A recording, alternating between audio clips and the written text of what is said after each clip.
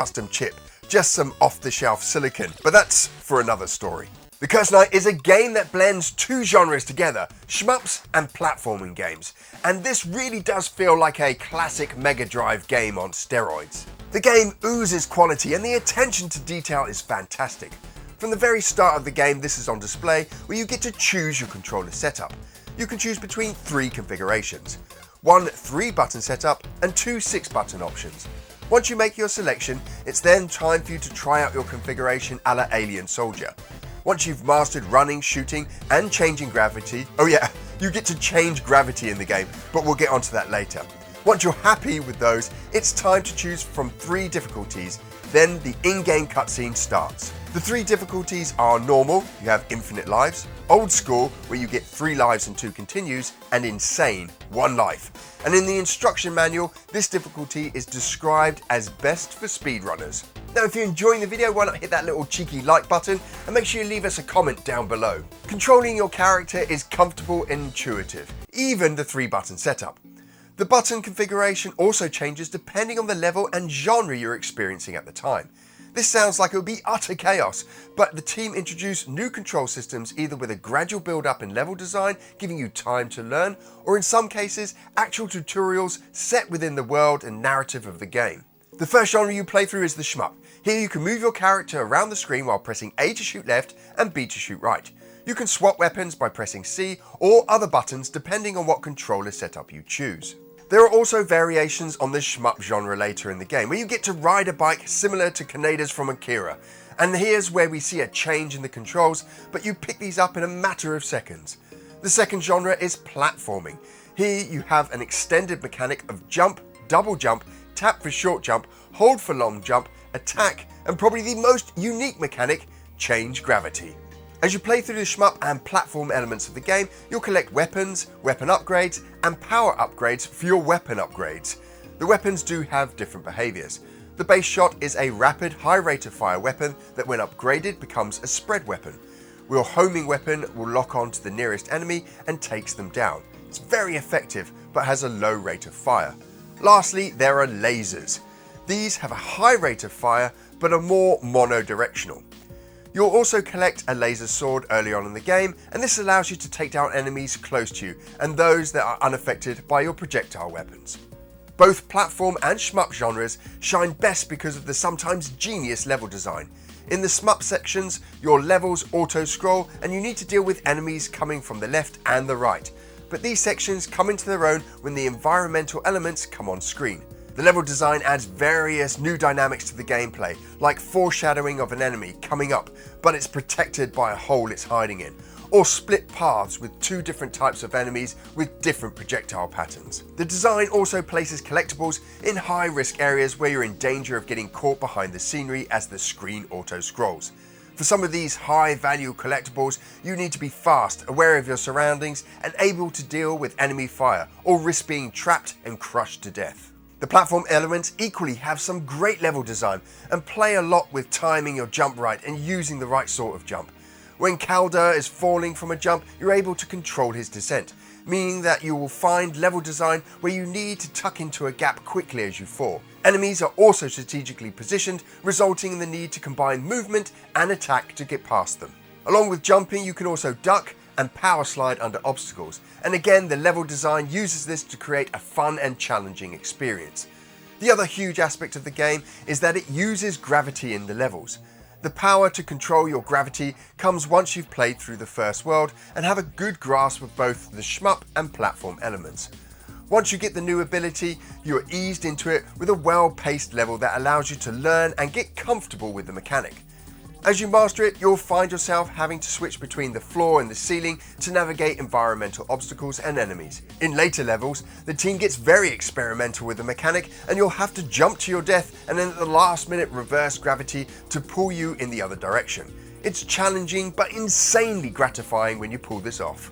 The end of level bosses are a lot of fun to fight, especially in normal mode where you have infinite lives. Each boss will have a varying attack pattern that you have to learn in order to defeat them. You'll pick these up very quickly, and when you die you'll know it's because you rushed something or moved the wrong way. Knowing that it's me making the mistake compels me to improve in the next go and makes the boss fights a lot of fun. Each boss has a power level that's displayed in the upper right corner, which is handy, but I would have preferred to have this closer to the boss so that I don't have to take my eyes off of the action. There is a checkpoint before each boss, which is handy, and there are a number of checkpoints throughout the level. The game doesn't have a traditional scoring system, but rather it shows you your total time and number of deaths. This really leans into the speedrunning aspects of the title. The game has 5 worlds, 10 levels and 10 bosses. One thing I would have loved to have seen is a save function in the normal and old school modes. It's a decent length game and it would have been great to have saved the fastest time and then try and improve on it. The attention to detail in the game design is infectious and it spreads to the visual design as well. Now at first glance the game looks relatively simple, but as you play through the game you'll see that this is far from the truth. The game starts as it means to go on, with a lovely bit of pixel art for the language select screen, followed by a nice title intro. Every static and informational screen has a superb level of detail and thought put into it. When we get to the in-game graphics, this is where I think some people will misjudge the visuals. The game in the beginning stages has a muted colour palette and standard size sprites. Generally, games with more vibrant palettes and bigger sprites have broader appeal, but if you were to judge it on just these two things, you'd miss some of the lovely sprite work and clever visual effects. To start with, the game has a ton of motion, with parallax backgrounds and foregrounds, glints of light running across glass, lights and light strips moving and flashing, secondary motion on characters and enemies, and of course particle effects like explosions. There are also some very clever visual effects on display, and I'd not be surprised if the legacy of Traveller's Tales has been the inspiration for these. In the opening levels you can see the 3D effect running across the background of buildings, giving the whole level an amazing feeling of depth. There are animated god rays, simulated dynamic light sources, full screen colour cut changes, and some clever rotational effects using scrolling. These are used not only to create nice visual effects, but are also used in some cases for gameplay, like the bike level. Thematically, the game is very industrial, and there's some lovely pixel work describing bolts, wires and tubing, but there's also an almost goth-like undertone with digitized skulls and bone vessels. It can be a little jarring to see digitized imagery alongside clean pixel artwork. Overall, I like the artwork. The visual effects can look absolutely stunning, and I love how alive the world can feel at times with the incidental animation. But the colour palettes are a little muted on some levels for my taste. There could have been more visual storytelling in the world, and the digitised artwork alongside the pixel art is an interesting choice. The sound is great in the game, and there's a wide variety of background tunes. The audio also changes depending on the situation that your character finds themselves in. There is separate audio for dialogue, level gameplay, bosses, and boss evolution. The soundtracks themselves really lean into the Yamaha sound processor to create some awesome tunes. The game is also full of sound effects not only for your player's actions, but also for environmental objects and enemies. Also tell me if you recognise this success sound.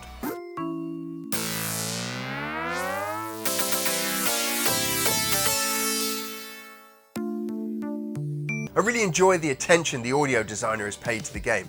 Often audio is the last thing to go into a game and for some teams can be a secondary thought. But for the 𝗚cie, this really doesn't feel like it was the case with a thumping soundtrack using stereo panning to create some lovely sounds. Often in games, there is an option to listen to a game's soundtrack. At first glance, this seems to be missing from the game, but by a happy accident, I found the secret jukebox.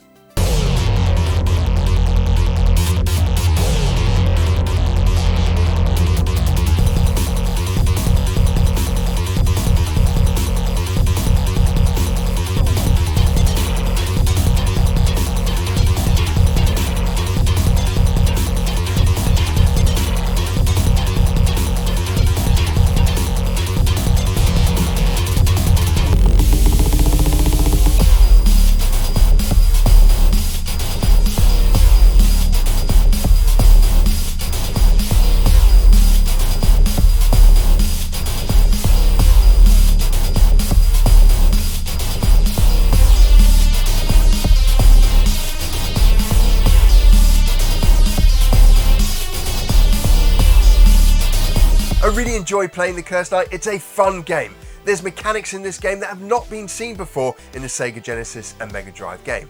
The visual effects are amazing and the soundtrack thumping, getting the most out of that Yamaha sound processor. Now remember, the game is on Kickstarter and the game is actually finished. In fact, here's my finished copy of the game right here. Given the great presentation, fun gameplay, unique mechanics and brilliant soundtrack, I'm going to give this game a gold retro Game Boy coin.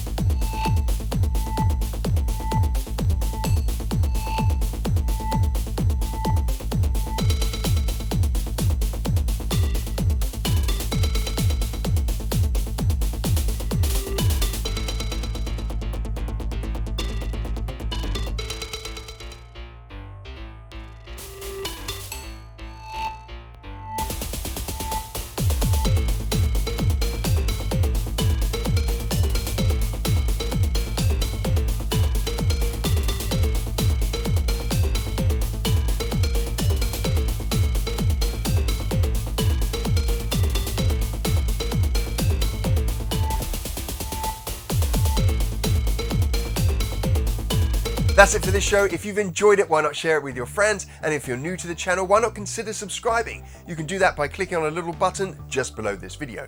Now, we make brand new retro gaming shows every single Monday, and so that you never miss one, you can click on a little bell, also just below this video. Now, if you can't wait until Monday, don't worry, because we got a huge back catalogue of retro gaming videos for you to enjoy, 2 of which you can watch over here.